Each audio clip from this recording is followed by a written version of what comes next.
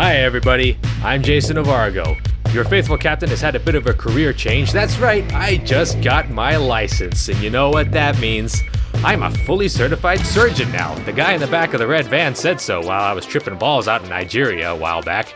And I'm pretty sure I am perfectly capable of handling the rigors and, of course, the prestige that comes of the operating room. I got everything I need. I got all this high-tech equipment here. I got my knobs, dials, and I got my diazepam, in case of shaky hands. And, most importantly, what the hell was that?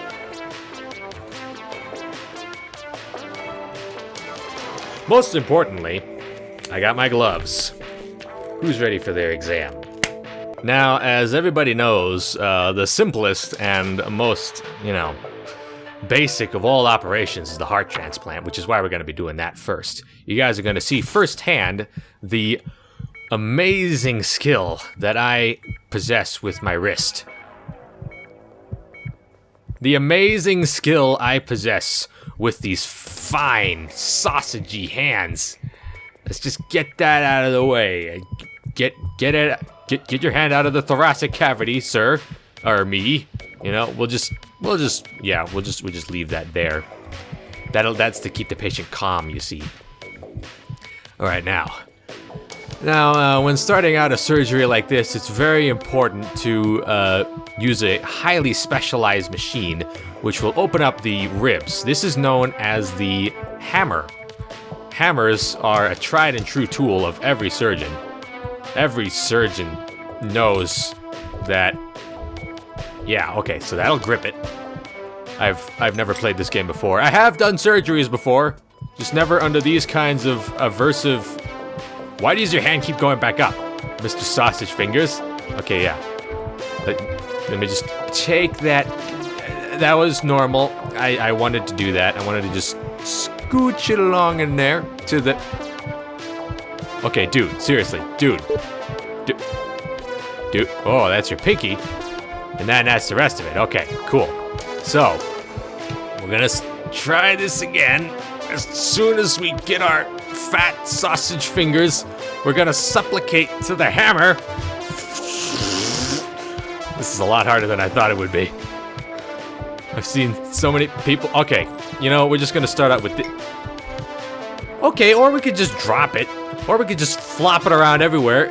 I mean, we're only performing a world-class surgery in front of a live televised audience. Okay. Okay. Let me just. Are you going to pick anything up? Do you even know what's going on here? All right. You know what? We're just gonna go for the saw. We're gonna go for the saw. Cause, gosh darn it. Fine, the drill. This smaller saw is totally what we're looking for. It's totally what we're looking for.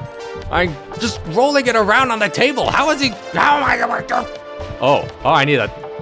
Let's see. I was just showing you guys the how easy it is to forget in the middle of a hard surgery like this that you have a thing called a thumb. And if I could just stop being such a freaking screw up, that'd be nice. No, we're not gonna do that. We're gonna do this. Okay. So, given the delicate nature of this operation, I decided to forego the use of the hammer, and we're just gonna start out with a nice delicate sawing motion here. The clicking is normal. That's perfectly normal.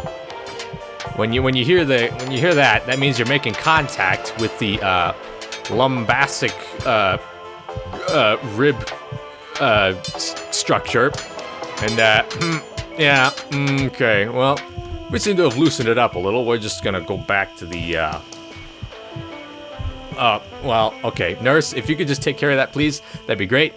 Let's just try to grab the hammer. Once I get my. Okay, I guess we're not gonna. Let's try to grab the hammer. Yes, yes, with the daintiest. See, look at this. Only a surgeon could be so. Yeah, that's working out great. That's working out great. And once we have collapsed the rib cage sufficiently here, we are going to begin the incisions that will. Oh God, I made a horrible mistake. I'm sorry. I didn't know it'd be this bad. If you could just, dude. Okay.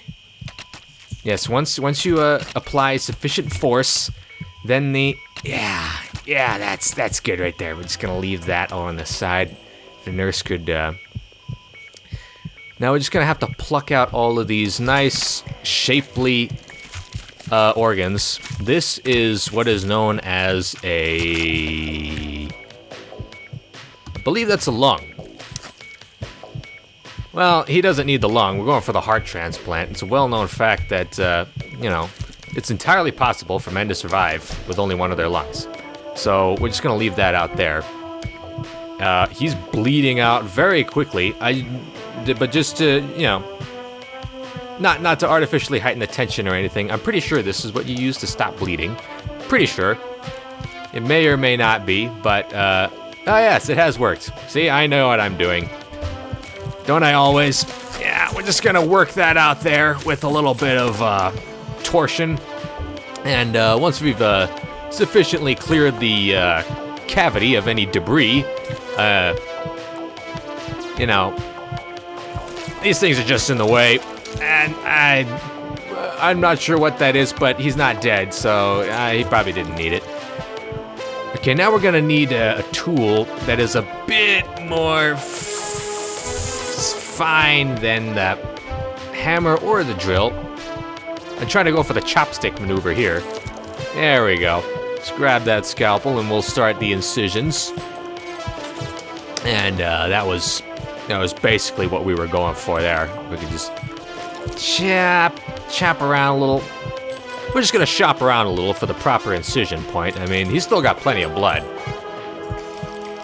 Plenty of blood. Plenty. We got so much to work with. Don't worry, nurses. Your doctor knows what he's doing. But this has turned out to be a lot more stressful than expected, so if you could just drop by my office, when we're done here, that'd be, somebody is missing out on their physicals, if you know what I mean. But that's improper to talk about when we're in the middle of a surgery. Those little pipe things, they look like they're getting in the way. We're gonna have to remove those, whoever you are.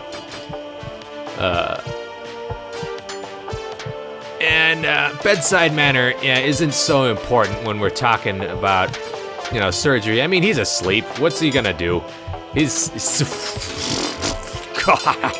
Okay, I'm trying to do this right, but okay, yeah, there we go. No. If I could just, we're just gonna poke that in there again, and that will secure the operating. That will secure. If we could just get a good grip on the heart there. As you can see, for scale, I have put my entire hand into his chest, and I am now attempting to. Oh, I got something squishy there. Not quite sure what it was. Let me just, if I could just work that out there. I'm pretty sure that's a pancreas. How many of those do people have anyway? Like 3? Well, if they do, then he's not gonna need this one. So, yeah. Ooh, that's ripe. That's ripe. Yeah, we're just gonna have to. We're not even gonna worry about that anymore. Now, when you are performing the extraction, it's extremely important that you get the rest of the. See, what we're going for here is the pen maneuver. It's when you hold it in exactly the wrong way, and you just sort of work it in there. Just don't even be afraid of chopping anything that's necessary. I mean, This guy needs that heart out of there now. He's losing blood at a pretty exponential rate at this point. Have we chopped enough sufficiently? Nurses, do you think? Assistant? Doctor, you sure you know what you're doing? Of course I do! I got my degree. Don't you see it? Don't you see it? It's written on that. That's totally not Photoshop. My diploma is not Photoshop. We're playing some music now to keep the patient calm while we work on his extremely stubborn heart veins. Oh God. Okay. Okay. Well, that's a bit of a problem. But hey, all this blood, it just means that he's something. I don't really know. I mean, I do know. I do. I am a very, very professional doctor, surgeon, chopper man. Why are you holding it like that? I don't need that. Okay, we're just gonna. Okay, can we just adjust the grip, just to show you guys how easy it is. Oh, that might work. I mean, it will, because I am an expert. If you could just stop being so ridiculous, that would be great. Okay, we got it. No, I don't. It's a well-known fact that bone, the only substance that can cut bone is another bone. So, okay. I'm gonna have to clear all this out of here. Nurse, you are terrible at your job. Look at how messy this all is. Ugh, disgusting. We're gonna go for that one right there. Did I get one? Yeah, I got one. Okay, that's the perfect hold we're looking for. And we're just gonna slither on in there and start chopping, you know? And when we finally get that nice big ventricular...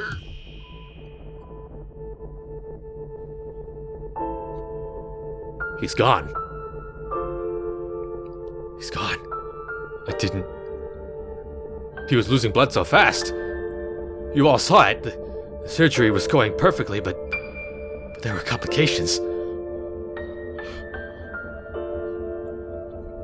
We'll in the next one. We'll save one yet. Okay, so the last guy. Well, I'm gonna be straight with you, man. The last guy in here, he wasn't very cooperative. His heart just would not let go of his old body, and but don't worry. Lessons were learned. And so we're totally gonna be able to help you this time. Okay, so don't you worry. We're gonna find a way. So we're gonna begin with that tried and true technique that worked so well earlier. Yep, and just testing the strength of the hammer on his on the rest of him. Yep, and we're just gonna bang on in there. Don't be afraid. It's perfectly normal when the ribs start chipping apart like that. Perfectly normal. Normal. No. There we go. You'll notice I'm using the hook part of the hammer instead of the actual hammer. It's just, you know, I can concentrate a lot more force into a much smaller area. When and there goes my rear watch again. Don't want to leave that inside of his body, or maybe we do. I'm sure it's okay there. Stop, please. Okay, I'm not gonna screw this one up. Okay, so now we just start working our way down into his abdominals, and we'll just leave that over there. If someone could clean that up later, that'd be great. Yeah. Let me just grab that. Let me just grab that. Just like I said, these organs, it can be a little bit slippery, so just don't be afraid to just reach right in there and. Okay, I have not secured the rest of his.